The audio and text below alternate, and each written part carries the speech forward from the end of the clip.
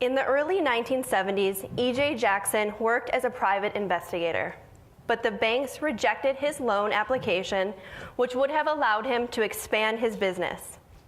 In a stroke of creative inspiration, he took out 2 car loans, one for a 1975 Lincoln and the other for a 1975 Cadillac. In 1977, he used the 2 car loans to launch a new business, Jackson Limo Services. Today, his Los Angeles-based company employs hundreds of drivers, chauffeuring passengers all around the celebrity-studded town. Sometimes you have to take what you can get and make something out of that, Jackson said.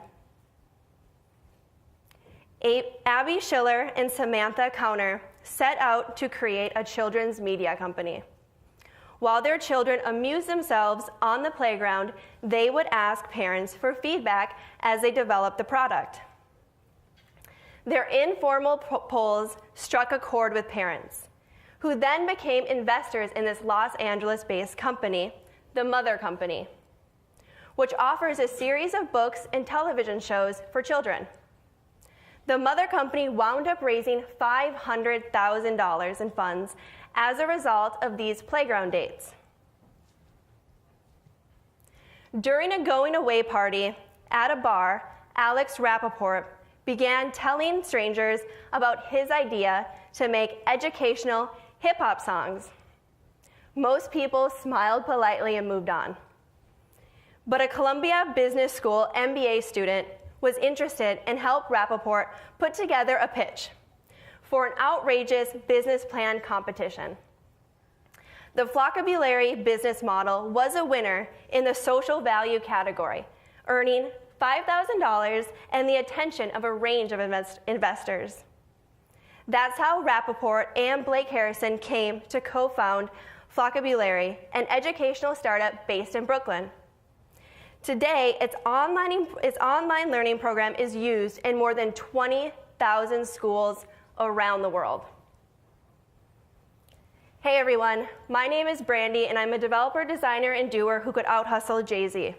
If you follow me on social, like Mike said, you might be familiar with my little motto. We all have the ability to develop our lives, and we're all capable of designing them by doing what we love. It just takes effort on our end. Now, this probably sounds like something you would see on a Twitter meme or some spiritual guru saying. But what I'm going to share with you is a process I have actually used in my own life to accomplish the dreams that I had, and the process that I'll use for all future goals. It's not a silver bullet by any means, and sometimes it takes a few tries to figure out exactly what it is that you want to do, because believe me, it's taken me several. But this formula is key. Everyone in the stories that I mentioned had a dream or a goal. They weren't quite sure what it fully looked like, but they didn't let that scare them. They decided to start building something on the side that they would eventually be able to launch into their full-time livelihood. So what do I mean when I refer to staging and production in our personal lives? Often our current production build, job, life, is stable and predictable. That's good, but it's not always exciting. You want to be a part of something that you're passionate about, something that truly brings you joy. This means using your spare time and weekends to run staging environments, side projects, and experiments. Maybe this is building an innovative product or an open source project that you're particularly passionate about. Or it's learning a new skill set to change your job role and responsibilities. It's the thing you're testing and building on the side in a safe place to eventually deploy as your production build, your full-time, everyday job.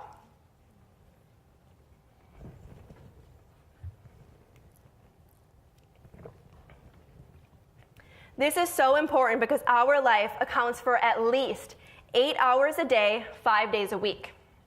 A little different if you're in the tech industry, it's about 10 to 24 hours a day. Steve Jobs said it best with this quote: "Your work is going to fill a large part of your life, and the only way to be truly satisfied in what you do is to do great work. And the only way to do great work is to love what you do. If you haven't found it yet, keep looking, don't settle. As with matters of the heart, you'll know when you find it. And like any great relationship, it gets better and better as the years roll on. So keep looking until you find it, don't settle. This means try new things. We are so scared to break out of our comfort zones and try new things, yet we can spend hours browsing social media, coveting other people's successes. We get caught up in the dreaming part that we ourselves forget to do. Maybe a feature or a product proves to be a flop, or the new skill that you learned isn't exactly what you hoped. Don't let that discourage you. That's what this staging environment is for. The only way you're gonna know if you found the right thing is by having tried all the things that didn't feel right or that went wrong. Remember, this staging environment that you're setting up is something that you're doing in your spare time, your weeknights and your weekends. It should be something that you enjoy and that brings you personal growth. How many of you are familiar with Maslow's hierarchy of needs? Yeah? Awesome. Maslow's hierarchy of needs is a motivational theory in psychology made of a 5-tier model, often depicted within a pyramid. The first is biological at the bottom, and then it goes to safety needs, love and belongingness, and fourth is self-esteem. Self-actualization is the 5th topmost need in the pyramid of Maslow's hierarchy of needs. The growth of self-actualization refers to the need of personal growth and discovery that is present throughout a person's life. A person is always becoming and never remains static in these terms. In self-actualization, a person comes to find the meaning of life that is important to them. Everyone here in this room is unique, and the motivation for self-actualization for each of us is going to lead us in different directions. For some of us, self-actualization can be building and creating applications. For others, it's teaching, running a company, or working in a corporate setting. For me in my life, I was working in marketing. More specifically, I was running a very large mobile-focused conference in Minneapolis, Minnesota. I was working long hours, and I realized that if I was going to put in so much time, there should be a purpose with the work that I'm doing. Running the conference was a 2-woman show. Yes, 2 women. We handled the marketing, the sales, design, and all the logistics. You name it, we did it. But the only thing that we could not do was build the mobile app. This is what sparked my initial curiosity into development. I knew that if I wanted to grow in my career in the tech industry, I needed to learn and understand the development process. I started playing around with HTML, CSS, and WordPress. This happened on my weeknights and my weekends.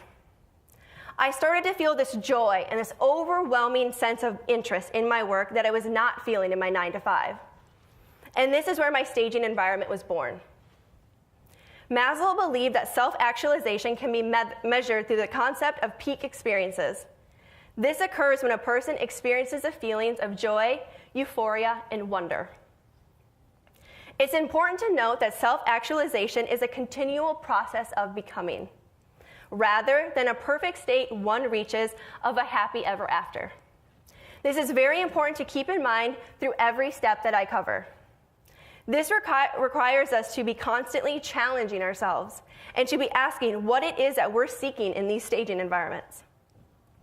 So how do we do this? How do we actually set up a staging environment and send it into production?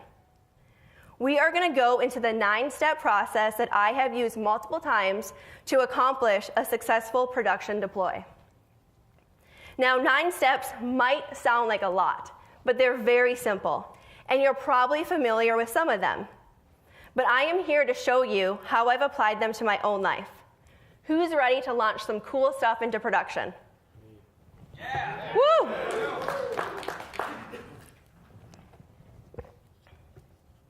What's the what? That's step 1. Remember, our staging environment is a thing that we're working on and testing on the side in our weeknights and weekends. For me, this was learning to code. I had no problem spending my spare time on these online learning platforms. I was even coming into the office on the weekends to build these side projects. It gave me a sense of purpose, and it made me feel smart. What is it that you're trying to do? What is your what?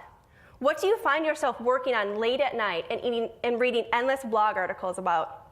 Take a few seconds right now to think about that. Maybe it's business strategies, programming techniques, education. Whatever it is, dive a bit deeper with it. What about business strategies is so intriguing to you? What about building apps with React Native is so awesome? What is it about these things that makes you want to put in your valuable time?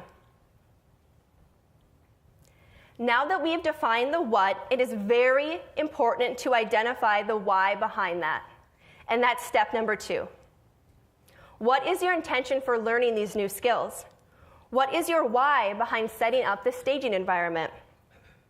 Are you wanting to branch off and start your own company? If so, why? Or are you wanting to expand your knowledge into different areas so you can get a different position at your company, or maybe a different role at a different company? Understanding your intention behind your actions is so important because it allows us to understand the motive behind it. Knowing the reason why we do something or why we react to certain things in a certain way gives us a more in-depth look at who we are as individuals, and it also helps us to feel more fulfilled in our work. At the time, I had wanted to learn to code because I felt that I wasn't able to do my job to its full potential. I wanted to be able to do everything, and that included understanding the development process for both web and mobile. I wanted this understanding so I could knowledgeably communicate with my entire team.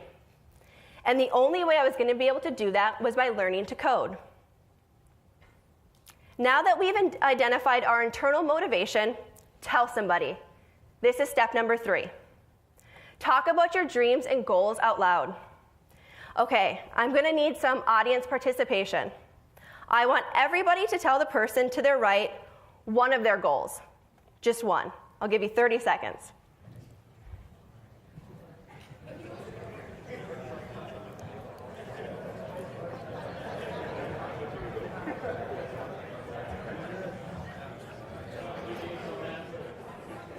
All right. How did that feel? Felt good, right? You got it out there. Well, I was busy working on HTML and WordPress on my weekends, having a great time. Still, not sure what I was really wanting to do with this newfound passion, but I knew I enjoyed it. One day I was at work, and I was showing a coworker what I had been working on. And the CSIO, Chief Strategy and Innovation Officer, walked over to check out what it was I was doing. He looked amused and could tell that I was eager to show him. I then blurted out that I wanted to become a developer full-time. What this did is it made my dream real, and it gave me a sense of responsibility. With having told my dream to somebody out loud, I now had accountability for it. So now that we have accountability, we need guidance. This is step 4. I started reading everything I could about programming. I read books, tech blogs, watched YouTube videos, and I subscribed to several podcasts. I was eager for knowledge. I also knew I needed to talk with someone who had already done what I was trying to do. So I decided to head back over to the CSIO's office. He was a very experienced developer, and I could tell that he believed in me. I was then flooded with questions. What type of developer I wanted to be? Where did I want to go to school? Did I want to try out a boot camp? This started to make my head spin because I was very unaware of the different kinds of development there was. There's front end, back end, iOS, Android, the list goes on. On top of that, all the different languages and frameworks. I started to feel overwhelmed and unsure about what I was getting myself into. All this self-doubt was running through my head, and then the question started. Would I ever get a job as a programmer? Would I even be taken seriously as a programmer? By a show of hands, how many of you have felt this way, overcome by self-doubt? Thank you for your honesty. how to overcome self-doubt in step number 5. The questions in my head were endless, but I finally had to tell myself to shut up. We ourselves are the ones that control if we're going to do something or not. We have the ability to make up our minds and go for it or not to. It's up to us to decide if we are going to give in to all the questions and all the doubt, or if we're going to prevail and win. This isn't going to be the only time this happens, so start early in the process by telling yourself to shut up. Now that I had cleared my head and quieted my self-doubt, I was able to make the decision of the one thing to do next. Notice I said one thing. For many of us, even after we quiet that inner voice and we start changing the messaging we're telling ourselves, we forget what it is that we're exactly going after. Or we get stuck in the endless options. And being in the tech industry, you know exactly what I'm talking about. But let me tell you a little secret. There's always going to be endless options. And yes, the feeling of being overwhelmed isn't going to go away. If you don't ever choose something to focus on, you won't make any progress. Even if you choose something and it ends up not being quite what you imagined, or it fails, that's okay. That's what this staging environment is about. It's for testing and experimenting on the side. By making that first decision and picking something to focus on, you are one step closer to finding that one thing that will actually send to production, and to begin building that life that you always dreamed about. For me, after moving past the overwhelming feeling, I decided to make a pros and cons list. Whether or not to jump into programming full-time. By the end of it, I had a full-on presentation for my parents, convincing them that I needed to move to Florida to pursue my dream. I made that one decision to embark on programming full-time and go to school.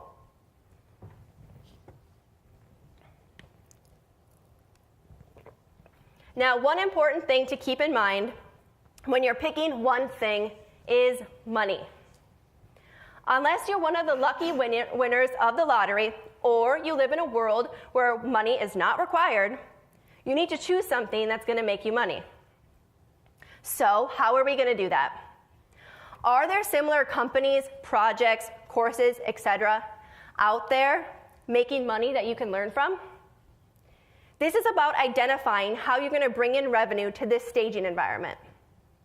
Once you're able to make money in your staging environment, you're getting closer to being able to push it into production. So how many of you know the ABCs? Probably everybody, right? Well, when you get to this phase, it's about generating revenue and the process you're going to use to achieve it. In this phase, it's all about the ABCs. Always be closing. Now, you may not have thought of yourself as a salesman or saleswoman before, but in reality, we have all been in the sales game since we were tiny tots.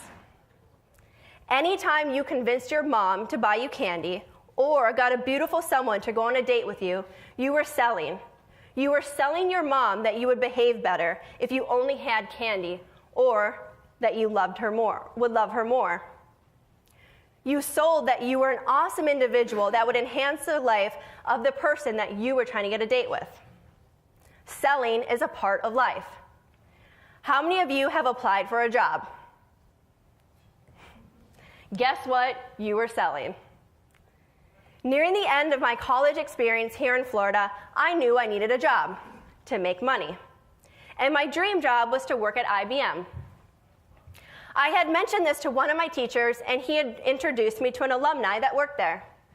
We started exchanging messages over Slack, and I began showing her my different projects and my GitHub repository. She told me exactly what IBM was looking for in an application and a portfolio. So I got to work that weekend, and I built the best portfolio I could using vanilla JavaScript and all those SVG animations, because I guess they really like animations at IBM. I submitted my application and portfolio, and then silence. We've all been there. It's like the time you spent an hour crafting that perfect text message to send to your crush, the text that you hoped would make them fall in love with you instantly. Every minute waiting for their response is agonizing. But to your surprise and utter disappointment, there's never a response, not even a single emoji. By the time IBM got back to me, I had already had a job. But I decided to move ahead with the phone interview and the code test anyway, out of pure curiosity. It went great, and the next day I was asked if I could come to Texas to start working. I had done it. I identified an opportunity with leveraging a connection at IBM and sold the heck out of my very, very minimal skill set. Remember, this is a step where you're trying to generate revenue. If you're trying to find a new job, then you need to identify the job you want. But begin generating leads by talking with people. This could be online, at meetups, conferences like this. Doesn't matter the space, you just have to show up. For instance, if you're looking to get into VR, which is a new and exciting thing, you probably don't want to go to a WordPress meetup. If you're trying to get into VR and you're showing up at a WordPress meetup, I would really question whether or not you understand what VR is. Ask yourself, where do individuals in my prospective industry hang out? Be smart about the process. Figure out who is going to be at these meetups and conferences. If you see a speaker, attendee, or an organizer doing something that you want to do, make it a point to find them and talk with them. This is just how sales works. You identify a lead and you go after it.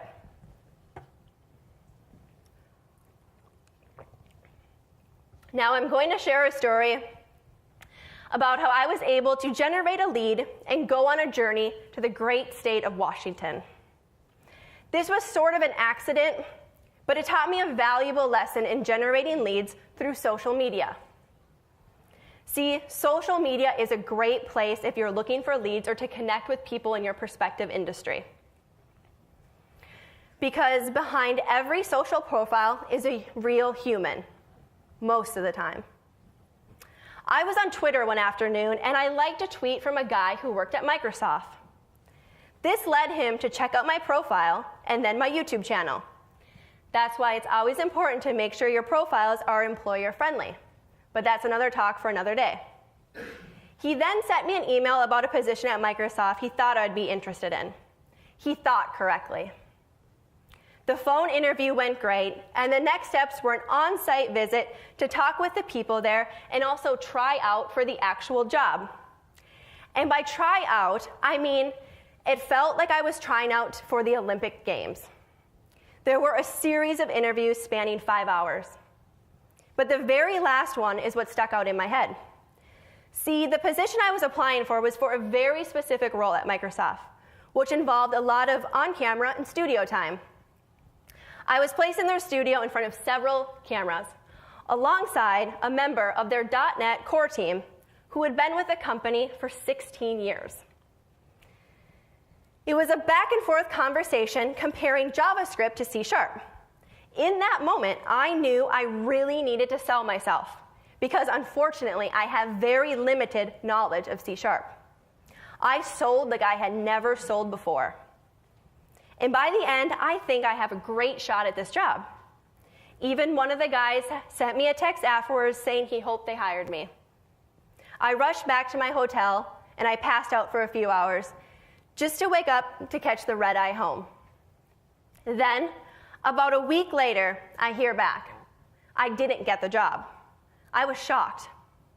After realizing the reason why, I was upset for about 10 minutes. And then I used it as fuel to get better at my craft. He told me what I needed to do to be considered for that position in the future. I took that and I ran. The thing is, things don't always work out the way we want them to or the way we think they should. When we fail interviews or a product flops, we can't let that get us down. We need to think of it as building armor. When we hear no or we face these inevitable disappointments, we need to learn from it and turn those failed experiences into successes. When I was going through school to become a programmer, I failed my first intro to programming class. It was clear that my teacher did not think I had what it took to be a programmer. And honestly, after that class, I wasn't 100% sure either. I was then told it would push back my graduation by 3 months. I was very disappointed in myself. So I scheduled an appointment with the program director and told him there had to be something we could do. He looked over my work and said, "It's very clear that you need to retake this class." So he said, "I will let you take it online, and then you'll continue in your program and you'll be able to graduate on time with the rest of your class." I took that failure as momentum to work harder and to always show up, and to not let other people's opinions of me cloud my vision for my own life. I was starting to build up this armor around me, and I wouldn't let no affect me. This is a skill requirement for life. You are probably thinking, okay, great story, Brandy, but how do I apply these steps to my life and my staging environment I have set up? Now, I want to share with you how the process of testing and staging and launching to production can be used on things other than just getting a job.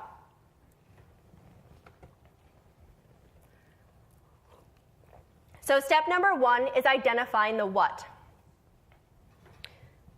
Josh, my husband, had wanted to start his own company. Ever since he was little, he had been entrepreneurial. Step number 2, identify the why. Why did he want to start his own company? Because he has a passion for products and serving others. Step number 3, telling someone. He told a few of his brothers, myself, and some friends. Step number 4, get a mentor.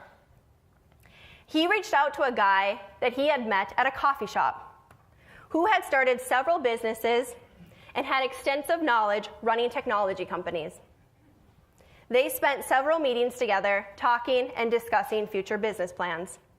Remember, mentors can come from anywhere, coffee shops, online, you never know.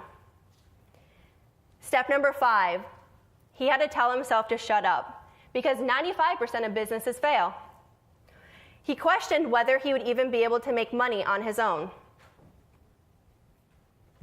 Step number 6, he had to pick one thing to focus on. What would his business be? He went back and forth between a product company or an agency. He landed on agency in order to generate revenue and build a team of incredible people. Step number 7, making money and generating leads. He knew that in order to make money and to be a successful agency, he would have to land clients. He spoke with his dad and his brother, generating leads, who were in the automotive industry. And he then came up with software solutions for everyday problems that they faced. They pitched the company, signed a contract, and began building the solutions. Step number 8, building armor. Not all of their product pitches worked out, and not every person they submitted a proposal ended up working with them. That's just business, though. Once he embraced it and continued to push forward, he began lining up clients and projects. And step number 9, repeat. Create a repeatable model. For them, it was about creating a repeatable process for building a great team and working with clients. He knew that if he wanted to continue doing what he loved forever, he would have to find a model that wasn't going to be a one-hit wonder. That's why they continued to use this model when developing new projects. So for myself, my what? Step number 1. I wanted to be a creator, someone who brings something into existence. I wanted to take my knowledge and share it with as many people through whatever medium I could. Why? It's an act of service. I wanted to give back to the community, and knowledge is only useful when shared. Step number 3, tell someone. I told my boyfriend, now husband, that I wanted to do more with what I had learned on this journey. I wanted to teach people to believe in themselves, and they too could build awesome things and do what they love. Step number 4, mentorship. I started following different creators on YouTube, reading content on Medium, and reaching out to people on Instagram to hear their stories. You see, mentorship doesn't have to be a meeting with somebody every month. It can be an online personality that you can engage with, ask questions, and get guidance from. Step number 5, I had to tell myself to shut up. I had to keep telling myself that I knew a little bit to at least help one person, and that one person mattered. So I decided to pick one thing. I decided to start creating tutorials. Okay, well, how am I going to make money, and where am I going to generate leads for this? This step is about making money and closing deals. Once again, I use social media to help. I commented on Ryan Carson's Instagram. If you don't know who that is, he's the founder of Treehouse, an online learning platform. My comment was something like, if you ever need help creating content, let me know. This led to an email, then a phone call, and a contract signing a couple weeks later. Step number 8, building armor. I heard several no's along the way. No's to speaking requests, no to tutorial ideas, and no to book ideas, and several negative comments on my Instagram and YouTube. It never stops. But my reaction to them changed. I use those no's as fuel to keep trying new things. And then the last step is to repeat. If you're able to repeat it, you may be onto something. So for me, I just kept changing my step 6, pick one thing. I started speaking at conferences, which led to putting on coding workshops. Then I started creating YouTube videos to help motivate people to go after what it is that they want. And all that led me here in front of you today. So let's recap. Step 1, what is it that you are wanting to build in this staging environment and launch into production? Step 2, what is the why behind it? You need to have a solid understanding of why you are trying to do something in order to be successful at doing it. Step 3, talk to someone. Talk to someone about your staging environment. Start building that accountability early. Step 4, seek out a mentor. If you can't find someone, surround yourself with books, videos, podcasts to grow your knowledge in that area. Step 5, don't give in to self-doubt. Self-doubt can destroy a dream before it has the ability to get off the ground. Step number 6, decide what it is that you're going to focus on and zoom in on it. And step number 7, if you believe in it and you're willing to work on it in your spare time, you better be willing to get out there and sell it. And step number 8, don't be afraid to hear the word no. And 9, repeat. Thank you.